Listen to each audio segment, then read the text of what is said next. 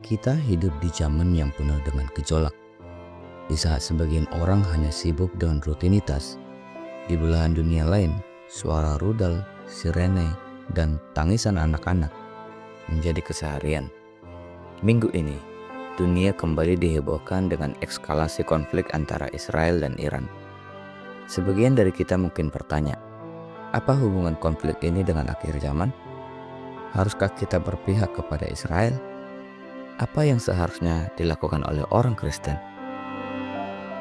Kita akan membahasnya dari sudut pandang iman Kristen, berdasarkan kebenaran Alkitab, bukan sekadar opini atau geopolitik dunia. Yang pertama, peperangan di dunia. Sejak kejatuhan manusia ke dalam dosa, dunia tidak lagi sempurna. Perang, kebencian, dan perebutan kekuasaan telah menjadi bagian dari sejarah manusia. Tuhan Yesus berkata dalam Matius 24 ayat 6, "Kamu akan mendengar deru perang atau kabar-kabar tentang perang. Namun, jangan kamu gelisah, sebab semuanya itu harus terjadi, tetapi itu belum kesudahannya." Peperangan antara bangsa bukanlah sesuatu yang mengejutkan bagi Alkitab. Itu adalah konsekuensi dunia yang rusak, dan bukan berarti Tuhan kehilangan kendali. Jadi, setiap kali terjadi konflik seperti Israel dan Iran, kita tidak perlu langsung panik, tapi juga tidak boleh menjadi apatis. Kita dipanggil untuk peka dan memahami zaman, dengan hati yang bertambat kepada firman. Yang kedua, bagaimana Kristen memandang Israel? Apakah kita harus membela mereka? Dalam perjanjian lama, Israel memang adalah bangsa pilihan Allah, tempat Allah menyatakan kehendaknya, memberi hukumnya, dan tempat kelahiran Sang Mesias. Namun dalam perjanjian baru, perspektif ini diperluas. Dalam Galatia 3 ayat 29, Paulus menulis, "Dan jikalau kamu adalah milik Kristus, maka kamu juga adalah keturunan Abraham dan berhak menerima janji Allah." Artinya, umat Allah sekarang bukan hanya secara etnis, tetapi siapapun yang percaya kepada Kristus, baik itu Yahudi maupun bukan Yahudi. Kita menghormati peran khusus Israel dalam sejarah keselamatan, tetapi kita juga tidak boleh mendukung semua tindakan mereka secara membabi buta. Keadilan Tuhan tetap berlaku untuk semua bangsa. Israel bisa salah, Iran juga bisa salah. Semua manusia berdosa. Yang Tuhan kehendaki adalah pertobatan, bukan hanya kemenangan militer.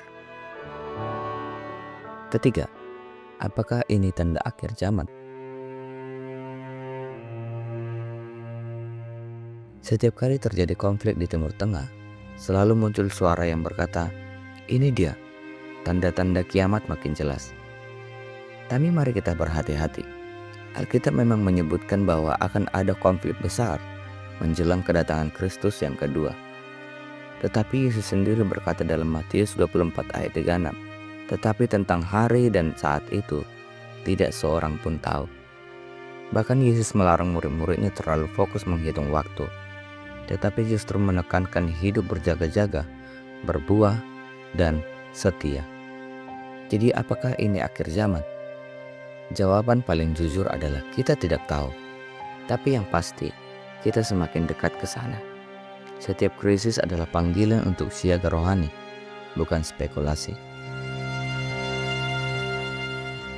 Keempat, bagaimana sikap orang Kristen terhadap perang?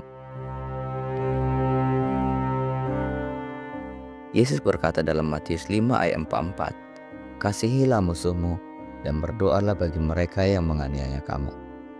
Dalam dunia yang terpecah karena politik, agama, dan sejarah, panggilan kita justru menjadi pembawa damai. Kita tidak dipanggil untuk memihak dengan kebencian, tetapi untuk berdoa dengan belas kasihan. Orang Kristen dan orang Iran sama-sama dikasihi Tuhan. Kristus mati untuk keduanya. Kita harus mendoakan keduanya. Bukan kebetulan bahwa Yesus disebut Raja Damai dalam Yesaya 9 ayat 5. Dan dalam Filipi 2, kita diajarkan untuk memiliki hati seperti Kristus, yang merendahkan diri dan mengutamakan kepentingan orang lain. Yang kelima, apa yang bisa kita lakukan?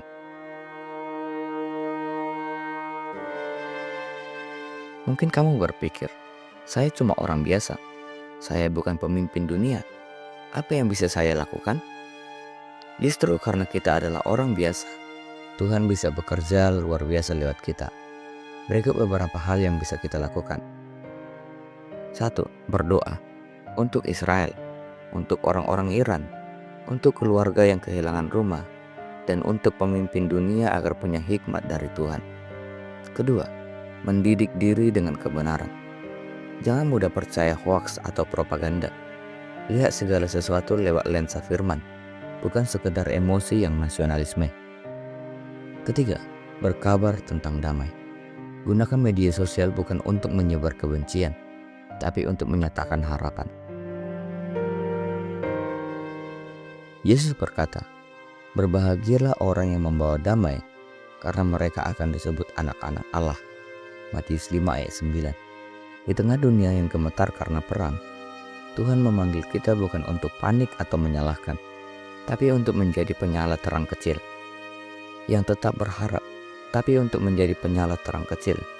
yang tetap berharap, yang tetap percaya bahwa damai sejahtera yang sejati hanya datang dari Dia yang disebut Raja Damai.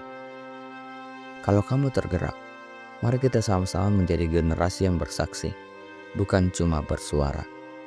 Mari kita pilih untuk berdiri bukan di pihak manusia, tapi di pihak Tuhan, yang hatinya selalu untuk jiwa-jiwa, bukan dominasi. Amin. Kalau konten ini memberkati kamu, jangan lupa like, komen, dan share kepada teman-temanmu. Dan tulis di komentar, Tuhan, pakai aku menjadi pembawa damai. Amin.